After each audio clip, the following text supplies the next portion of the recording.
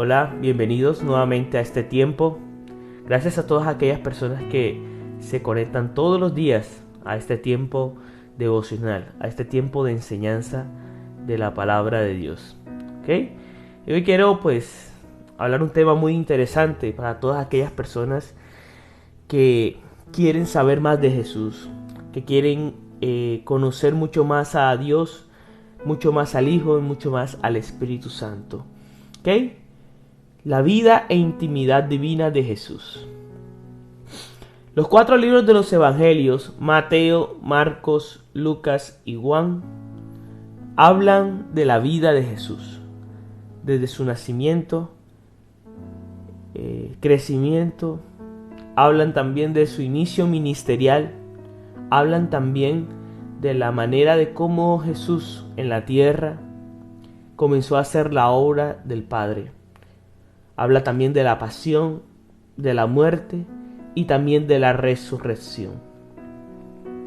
El libro de Mateo, siendo el autor Mateo, fue un ex recaudador de impuestos y discípulo de Jesús. Marcos fue un joven seguidor de Jesús, entrevistó a Pedro.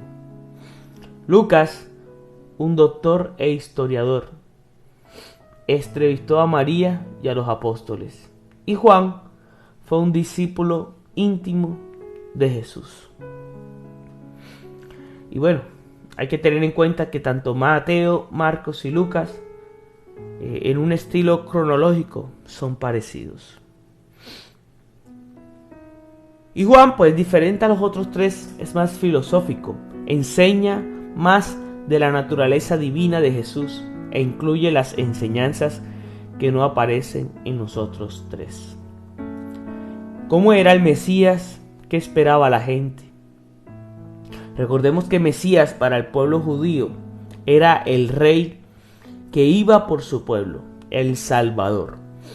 Recordemos que el pueblo judío, desde que fueron puestos como esclavos y sometidos en Babilonia, no habían tenido la oportunidad de tener un nuevo rey. Ya estaban siempre dependiendo de un gobernador de la nación que lo tuviera tomado. Y comenzó a nacer una promesa, que los profetas comenzaron a anunciar, que venía un Mesías, que venía alguien que iba a reinar. Entonces, ¿cómo era ese Mesías que ellos esperaban? Un conquistador, dice Isaías 9, del 6 al 7, y el principado sobre su hombro, y se llamará su nombre admirable, consejero, Dios fuerte y Padre eterno, príncipe de paz. Lo dilatado de su imperio y la paz no tendrán límite sobre el trono de David y sobre su reino, desde ahora y para siempre.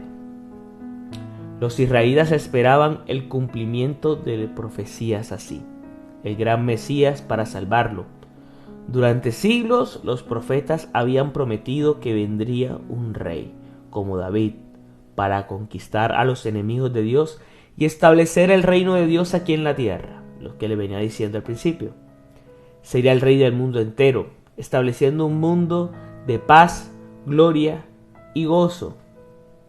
En aquel entonces los romanos dominaban sobre Israel, así que los judíos esperaban un salvador político para salvarlos del dominio de los odiados romanos.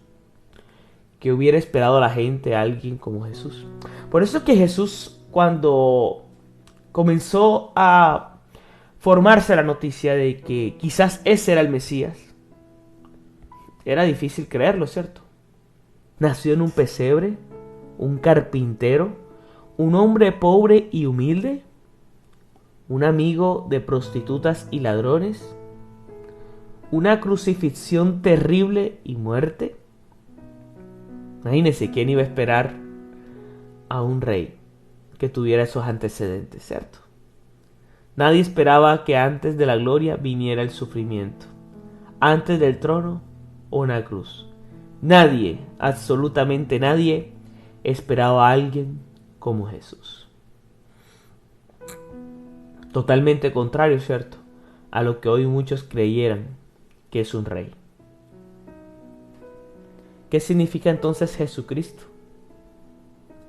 Cristo es un título como presidente o licenciado o su majestad. El ungido. Recordemos que en aquellas épocas se ungían a los reyes con aceite para designarlos como el rey escogido y dotado con el Espíritu de Dios. La palabra Mesías es una palabra hebrea que significa el ungido. Jesús en griego, Jehová salva. Amén. Su título, el Cristo, el Mesías, el ungido rey. Bueno, en una parte muy importante de los evangelios se habla sobre el bautismo de Jesús.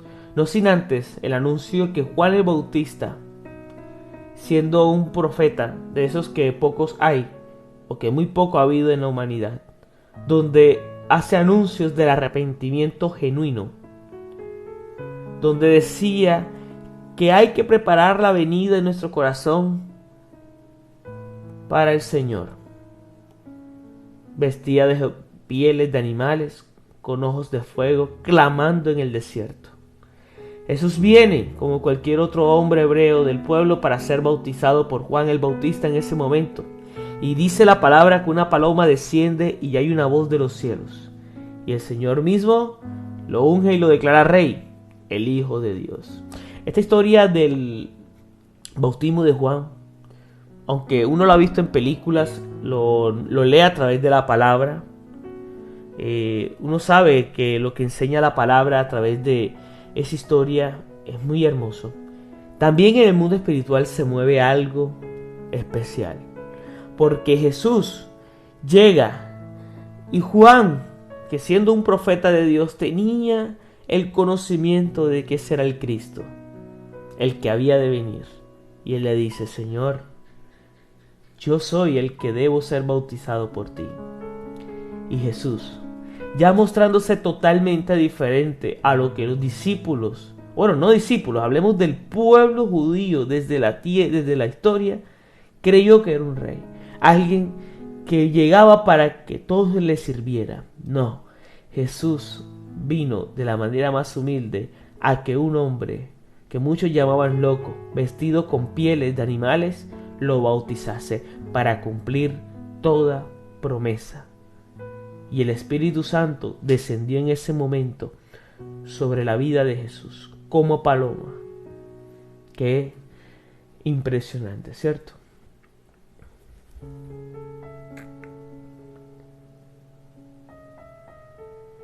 El ministerio de Jesús, ¿cómo fue? ¿Cuáles son esas buenas nuevas que Jesús nos enseñó? El tiempo se ha cumplido y el reino de Dios se ha acercado. Arrepentíos y creer en el Evangelio. Jesús enseñaba con una autoridad, ¿cierto? Dice Mateo 7:29, la gente se admiraba de su doctrina porque les enseñaba como quien tiene autoridad y no como los escribas. Contaba cuentos, parábolas y comparaciones de la vida diaria. Creo que el tema de las parábolas es muy impresionante porque creo que así como muchas veces Dios nos reveló cosas en el pasado, permitió muchas veces que el pueblo siguiera preso, pues podemos decirlo así, de sus propios conceptos, pero sometido obviamente siempre a la autoridad de Dios. De esa misma forma creo que Jesús impartía con parábolas, porque las personas de alguna forma tenían que entender el Evangelio. Si se hablaba de una manera abierta y clara, de pronto no lo podían entender. Pero las parábolas asentaban a la gente. Creo yo que las palabras podían significar una historia que, atraída a la vida de las mismas personas, podían darse cuenta cuál era su error, cuál era su falla, en qué estaban fallando, ¿cierto? Eran comparaciones sencillas, que hacen lo espiritual más comprensible a aquellas personas que tienen un corazón abierto para aprender, ¿cierto? Eran parábolas de familia, del hogar, del reino de Dios. Y fíjense que hay unos ejemplos, ¿cierto? El hijo rebelde que deja la casa, el otro hijo envidioso y amargado dentro de la casa, una mujer que pierde una moneda valiosa, un amigo molestoso que pide pan en la noche, un ladrón que viene en la noche. Parábolas de agricultura y trabajo, como un pastor que pierde una oveja, un empleado deshonesto, un árbol que no da fruto, un empleado perezoso, un constructor tonto que edifica sobre la arena, varias clases de terreno y semilla, una pesca mixta, peces buenos y malos, división entre ovejas y cabras. Predicaba sermones, ¿cierto? El más famoso, el Sermón del Monte, Mateo 5:8. Daba profecías, Marcos 13, Mateo 25. Profetizaba sobre la destrucción de Jerusalén, el fin del mundo y su segunda venida. Cuando Jesús llama a sus discípulos, digamos que fue el concepto más polémico en ese tiempo, ¿cierto? Porque a la vez de que Jesús comenzaba a aumentar su fama, a través de que Jesús comenzaba a expandir su evangelio, requirió también, ¿cierto?, de la colaboración de unos 12 escogidos. Y ellos comenzaron a caminar con Jesús, comenzaron a contagiarse de Jesús, a ser humildes, a aprender de Él. Comían con Él, peleaban con Él, dejaron muchas cosas para andar con Jesús. Aprendices o estudiantes, ¿cierto? Jesús también comenzó a hacer milagros y liberaciones. Los milagros demuestran la identidad y la autoridad de Jesús, proclaman el reino de Dios ha llegado. Jesús hace milagros todavía, si lo crees. Para el que cree, dice la palabra, todo es posible. ¿Cuáles son esos milagros de Jesús? Vamos a nombrar algunos, ¿cierto? Echó fuera demonios, tocó leprosos, sanó ciegos, sordos, mudos, cambió el agua en vino, multiplicó panes y peces entre miles, caminó sobre las aguas, restauró una oreja cortada, calmó la tempestad en el alto mar, causó una pesca milagrosa, le hizo a Pedro sacar una moneda de la boca de un pez y levantó muertos. Esos fueron los milagros de Jesús. Jesús también tuvo enemigos religiosos durante su estancia acá en la tierra, ¿cierto? Los fariseos y los escribas. Digamos que eran los líderes religiosos, ¿cierto? Los que hacían cumplir la ley del Antiguo Testamento con pulcritud. En pocas palabras, hacían cumplir la ley de Moisés de la manera más estricta posible. Ayunaban los 2 días a la semana, memorizaban las escrituras, obedecían la ley de la Biblia, inventaron nuevas leyes, llegaron a ser orgullosos y legalistas, usaron su poder para oprimir a la gente y preservar su posición alta en la sociedad. Envidiosos de Jesús, lo acusaban de ser un zángano, amigo de prostitutas, y llegaron al extremo de arrestarlo y usar a los romanos para crucificarlo. Al final fueron los enemigos que terminaron realizando pues el juicio para castigo de Jesús. La pasión de Jesús, ¿cierto? La última escena de una película, la última nota de una canción, las últimas palabras de un ser querido, la última entrada de un juego de béisbol. Casi siempre se guarda lo más importante para lo último. Y así fue la vida de Jesús. Casi la mitad de los evangelios se trata de la última semana de su vida terrenal, llegando al punto climático, su muerte y resurrección. Tocaremos brevemente los sucesos principales de su última semana. Y aquí vamos a nombrar, digamos que, paso a paso, el inicio de la pasión de Cristo, ¿ok? De hecho, lo que se celebra en Semana Santa. Entrada a Jerusalén, Mateo 21, 1 al 11. Gritos, saltos, niños jugando, un revolú santo. Jesús llega a Jerusalén en lugar de un caballo blanco, ¿cierto? Como creyera uno que es un rey que viene de la guerra. Vino en paz, montado sobre un asno, cumpliendo una profecía del Antiguo Testamento. Zacarías 9:9 dice: Alégrate mucho, hija de Sión, da voces de júbilo, hija de Jerusalén. He aquí tu rey vendrá a ti, justo y salvador, humilde y cabalgando sobre un asno. La Santa Cena, que está en Marcos capítulo 12:31, dice: ¿Recuerdas esa noche que los israelitas escaparon de Egipto? ¿Recuerdas cómo se salvaron los israelitas en la noche que el ángel de la muerte pasaba por la ciudad matando al primogénito de cada familia? Cada familia mató a un cordero y puso la sangre sobre el dintel de la casa. Desde aquella noche, los israelitas celebraban una cena en memoria de esa salvación. Desde aquella noche, los israelitas celebraban una cena y se llamaba la Pascua. La Santa Cena es una cena pascual, en memoria del Cordero sacrificado para la salvación de los israelitas. Jesús se sienta a comer y les explica: este vino representa mi sangre y este pan representa mi cuerpo. Yo soy el Cordero de Dios, me sacrifico por ustedes. En pocas palabras, si antes el pueblo de Dios celebraba una cena en memoria y en gratitud, ¿cierto?, a aquella noche en que los israelitas se salvaron de la muerte y salvaron a los primogénitos, hoy nosotros celebramos la Santa Cena en memoria de la muerte de Cristo, ¿cierto?, donde comemos el pan, que significa el cuerpo, y el vino, que significa la sangre, en memoria del sacrificio de Cristo. Jesús fue crucificado. Nadie tiene mayor amor a este que uno ponga su vida por sus amigos. Juan 15:13. Un sacrificio que fue por los pecados de todos nosotros. Murió Jesús, el Cordero de Dios, en nuestro lugar, ¿cierto? La Biblia nos da ejemplos de sacrificio, que uno muere en el lugar de otro. Un animal murió y dio su piel para cubrir la vergüenza de Adán y Eva. Un becerro murió en lugar de Isaac. Mataron a un cordero y pusieron su sangre sobre los dinteles de la casa para salvar la vida de Egipto.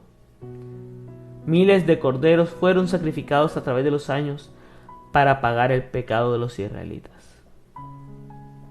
Jesús resucitó. Mateo 28, 1-10. La tumba está vacía. Jesús no es un fantasma.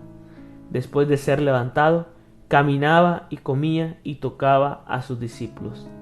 Jesús está vivo. Amén. ¿Qué dice Tomás después de tocar las llagas de Jesús? ¿Cierto? Recordemos esa historia. Dudoso Tomás todavía de que Jesús había resucitado, tocó las llagas de Cristo. Y todavía estaban ahí. Unos pocos días antes de su muerte, todos habían negado a Jesús. Después de estos encuentros con Jesús, después de la resurrección, todos los apóstoles, menos Juan, murieron por afirmar su testimonio. El testimonio de los apóstoles. Hemos visto a Jesús y está vivo. Juan fue exiliado a una isla. Los demás fueron quemados en fuego, descuartizados y crucificados por no negar el testimonio. ¿Morirías tú por una mentira? Claro que no. Jesús vive. Amén. Él es bueno. Dios es bueno. Amén. Gracias, Señor. ¿Quién es Jesús? ¿Un Dios u hombre? Y esta enseñanza nos dice claramente que es completamente Dios y completamente un hombre. La Biblia enseña claramente que Jesús es el Dios hombre. Fue crucificado precisamente por identificarse como el Dios, como el divino Hijo de Dios. Jesús constantemente hablaba y portaba como si fuera Dios mismo en persona. No podemos decir que es 50% hombre y 50% Dios. Jesús es completamente humano y completamente divino. 100% y 100%. Tengámoslo en claro siempre. ¿Cuáles son esos ejemplos de la humanidad de Jesús? ¿Cómo podemos decir que Jesús también era humano? Dice Hebreos 2:14, así que por cuanto los hijos participaron de carne y sangre, Él también participó de los mismos, para destruir por medio de la muerte al que tenía el imperio de la muerte, esto es, el diablo. También Jesús fue tentado, dice de Hebreos 2:18, pues en cuanto Él mismo padeció siendo tentado, es poderoso para socorrer a los que son tentados. Hebreos 4, del 15 al 16. Porque no tenemos un sumo sacerdote que no pueda compadecerse de nuestras debilidades, sino uno que fue tentado en todo, según nuestra semejanza, pero sin pecado. Acerquémonos, pues, confiadamente al trono de la gracia para alcanzar misericordia y hallar gracia para el oportuno socorro. ¿Por qué es importante para nosotros saber si Jesús fue tentado? Sencillo, porque también nosotros somos tentados. Todos los seres humanos somos tentados. Y esa es la clara muestra que Jesús también fue humano, que fue tentado, pero no cayó en pecado. Jesús sentía cansancio después de un día largo de trabajo. Dice Juan 4:6. Durante el viaje a Samaria, ¿cierto? Jesús, cansado del camino, se sentó así, junto al pozo. Era mediodía. Jesús dormía, ¿cierto? En la barca después de un día largo. Marcos 4:35-38. Aquel día, cuando llegó la noche, les dijo, pasemos al otro lado.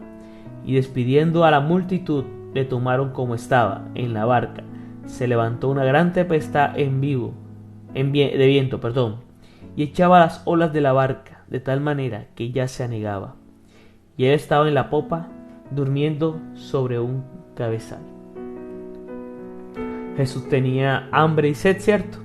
Pidió agua durante un descanso durante su viaje a Samaria. Juan 4:7. Vino una mujer de Samaria para sacar agua, y Jesús le dijo, dame de beber. Jesús dijo, tengo sed, ¿cierto? En la cruz de Calvario y después de la resurrección. Lucas 24:41-42 dice, y como todavía ellos de gozo no lo creían y estaban maravillados, les dijo, ¿tenéis algo de comer? Entonces le dieron parte de un pez asado y un panal de miel, y él lo tomó y comió delante de ellos. Jesús también se enojaba. Reprendió a los fariseos, dice, serpientes, generación de víboras, ¿cómo escaparéis de la condenación del infierno?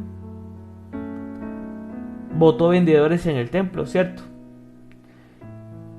Dice Juan 2:14-16, y halló en el templo a los que vendían bueyes, ovejas y palomas, y a los cambistas allí sentados, y haciendo un azote de cuerdas echó fuera del templo a todos y a las ovejas de los bueyes, y esparció las monedas de los cambistas, y las volcó a las mesas, y dijo a los que vendían palmas, quitad de aquí esto, y no hagáis de la casa de mi padre casa de mercado. Jesús también se frustró. Oh generación incrédula y perversa, ¿hasta cuándo he de estar con vosotros? ¿Hasta cuándo los he de soportar? Era un humano. Jesús también se entristecía, ¿cierto? Lucas 19:41, y cuando llegó cerca de la ciudad al verla, lloró sobre ella. Juan 11:35, Jesús lloró cuando lloró en la puerta de la tumba de Lázaro, ¿cierto? Y se entristecía. Mi alma está muy triste hasta la muerte. Quedaos aquí y velad conmigo. Mateo 26:38. Lucas 22:44. Y estando en agonía, oraba más intensamente, y era su sudor como grandes gotas de sangre, que caían hasta la tierra. ¿Cuál es el aspecto de la humanidad de Jesús más difícil para ti de visualizar? Quizás era que también se cansaba, ira, tristeza, hambre, sed, tentación. Creo que todas son muy claras, ¿cierto? Es importante reconocer que muchas veces nuestra imagen de Jesús no cuadra con la realidad que se lee en el Nuevo Testamento. Nos cuesta, ¿cierto? Nos cuesta a veces creer que alguien tan especial como Jesús, siendo un ser humano como tú y como yo, haya tenido un corazón dispuesto a sacrificarse. Él sabía que le iba a doler, él sabía que iba a ser muy doloroso, angustiante para un ser humano soportar todo eso. Pero hoy hemos aprendido que así como él siente cansancio, ira, tristeza, hambre, sed, tentación, Jesús era un ser humano como tú y como yo. Sí, era Dios también, pero impresionante que él tuvo esas agallas para sacrificarse, morir en la cruz y ser ese cordero que hoy podemos decir, el que quita el pecado del mundo, el que nos salva, el que nos restaura, el que llena nuestro corazón y el que estará con nosotros todos los días y hasta el fin del mundo, como le enseña su palabra. Hemos aprendido hoy, ¿cierto?, acerca de la vida de Jesús. Mañana vamos a conectarnos nuevamente y vamos a tener la segunda parte de esta enseñanza. Dios te bendiga en este día, te llene de paz, te llene de gozo y te llene de felicidad. Y al día de mañana nos encontramos nuevamente. Síguenos a través de YouTube, suscríbete, sigue la campanita para que puedas recibir notificaciones de nuestros podcasts. Y en TikTok también síguenos. Estaremos colocando pasajes bíblicos todos los días para bendición en tu vida. Amén.